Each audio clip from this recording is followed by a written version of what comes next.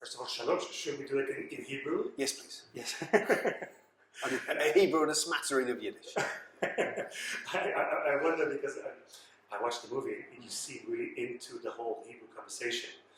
Right, yeah. Did you understand anything at all? I understood literally what Yuval Adler and the rest of the cast were filling me in on. Yeah, so yes, I don't speak Hebrew. Any Hebrew words I learned were the words that they were just telling me what it meant. Because obviously it was important to know what it was they were saying, but my character is English, and I think it was written in that he had a slight, because he was an outsider, that he had a slight aversion to going full in Hebrew. So in that way that he understands it, he can speak it, but as there's a line where he says people just mock him when he tries to speak Hebrew, so he doesn't. So that was actually the character from day one. It wasn't like that you tried or something. No. To be honest, I would, like a lot of actors, I would have loved to have tried to learn a bit more of that because we like showing off our language skills, But no, that was always Thomas was always. Well, actually, when I first read it, Thomas was Australian. But then Yuval said there's no reason he shouldn't be English. I like what you're bringing, so just make him English. And I think for Thomas it was a slight. Yes, it was almost like making a point of I'm not going to speak to you in Hebrew. I'm going to speak, especially where we join him. He's out of the comfort zone of Mossad. He's not their best friend anymore, and they're not his best friend. So I think it was a slight defiance for him to go, you want me here, let's speak English. And, as an actor such as yourself, you've done major Hollywood, so to speak, movies, and all of a sudden you're engaged in these relatively small Israeli-made movie. Yes. How was the connection? Well, to be honest, I do make a lot of small films. I make a lot of indies, I guess. It was a meeting with Yuval. Yuval reached out, and I don't suppose I was the only person he was reaching out to, but yeah, he came to my place in London, and we spent a couple of hours just talking. My kids were there. My kids were watching telly, and me and Yuval talked about politics and life and art and all kinds of things, and what we liked and what we didn't like. I had read his script by that time, and I thought it was interesting. I had seen his film Bethlehem as well, and I thought that was a really good film in that it was not glamorous. It was not. Listen, I'm an outsider to that world. I don't know, but it had what I felt was a ring of truth to it, and about actually having. There wasn't about goodies and baddies. It was more layered and complex than that, and that's what I liked about the Operative as well. I don't want to cause any troubles. Yeah. But I don't know whether Diane was actually in Israel having some sort of training. Right. Yes. Was that something that interested you? Again, you said that you're outside of this world. Did you try to get more and more engaged? Well, I did, but and I would have loved to have got more. I would have loved to have got more engaged in some of the ways that Diane did, but it honestly wasn't relevant to Thomas's character really. Because the more I would ask Yuval about it, because there's a physical confrontation at the end where Diane's character is being chased, and I have to just get myself in the way of people at this station, and then they take me down because they're trained Mossad people, and even though I'm Mossad, I'm not a tough guy. Do you know what I mean? And that was something that Yuval made very clear. Because I said, so are we going to be doing fighting? Am I going to learn fighting? He said, no, you're just a guy behind a desk. You're not a field operative who can kick people's ass. You're not doing Krav Maga and knocking people out. You're just a guy, And again, I think because of where Thomas is when we meet him, he feels slightly out of that loop, He's an outsider almost the way that I'm an outsider to it. Obviously he knows way more about this world than I know. But I spoke to people who had been in Mossad about what that relationship is between operative and handler.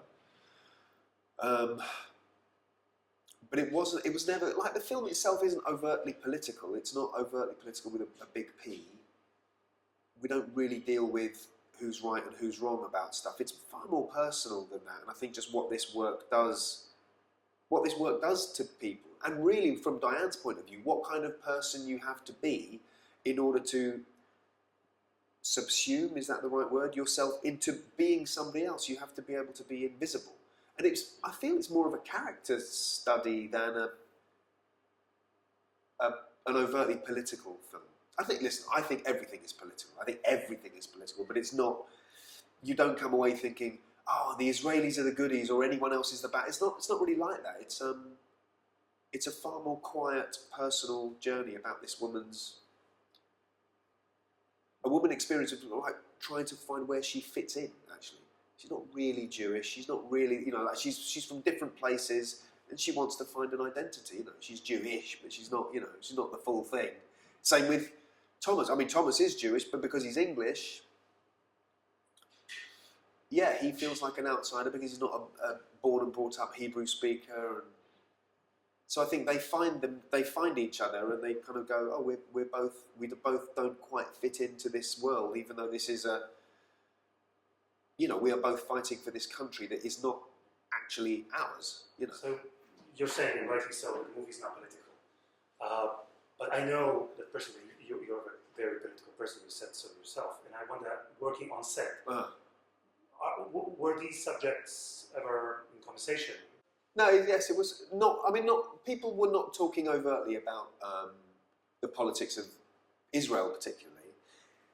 Certainly, most of the people, most of the Israelis on the film, well, all of the Israelis on the film would have had a certain political outlook. Put it that way. They were not, and they were clearly not Bibi fans, and that. Not that people were being angry about that, but that permeated everything. And I wonder, did it change anything in your perspective, working with an Israeli crew on a sort of Israeli movie dealing with these subjects? Do you find yourself going through some sort of journey? I mean, not really, because I think as an outsider, I hope that I have the humility to know that the more people I've spoken to over the years, on all sides of every conflict, it's like, well, this is layered and it's complex.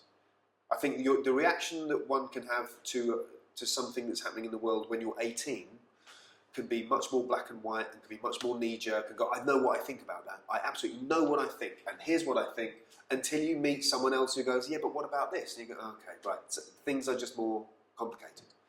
So it didn't really change me from over here to over here. I think by the time I'd done the film, I was old and probably wise and boring enough to go, I don't know. There is enough about Middle Eastern politics that is going to confuse the cleverest people in the world with the best will in the world. So I think with my limited knowledge of it, i.e. I'm not on the ground, it's not like I went, hey, and I really do think Israel is a good, because I've kind of felt that about Israel anyway.